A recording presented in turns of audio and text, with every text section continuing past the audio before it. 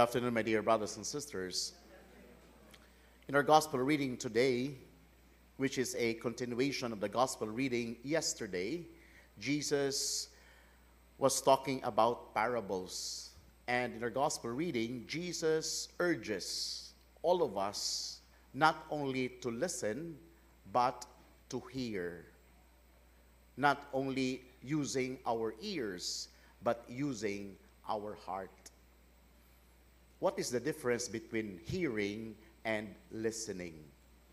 Three things. Number one, when we say listening, we use the sense of the ear. But when we say hearing, we use our heart. Number two, when we say listen, we only listen to the words spoken by other people. Such as we say, I listen to the music. But when we say hearing, we listen through our heart. We do not only listen to the words, but more especially to the unspoken words.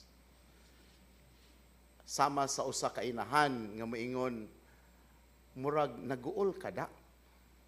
Biskang wala siya musulti ang anak, pero ang inahan sa iya lang pagtanaw, sa iyang anak, sa iyang panagway, kay baw siya nga doon na siya gibit-bit nga problema.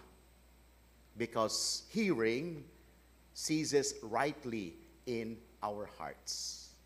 Number three, when we say listening, the moment we hear, we let it pass. Mao bitaw ng mga inahan, ginikanan, masuko, gipagaw na lang og binadlong, unya maingon dayon, mauna, ipalapos lang sa pikas dalunggan. That is listening.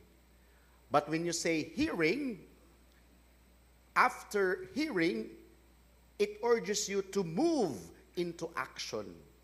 It urges you to make an action, a reply of what you have heard. Na kay makitaan, muing kakaluoy sa anang bataa. Pero if you hear with your heart, kaluoy anang bataa, ako siyang pakanon. It moves you to action. And so the question is, do you listen or do you hear?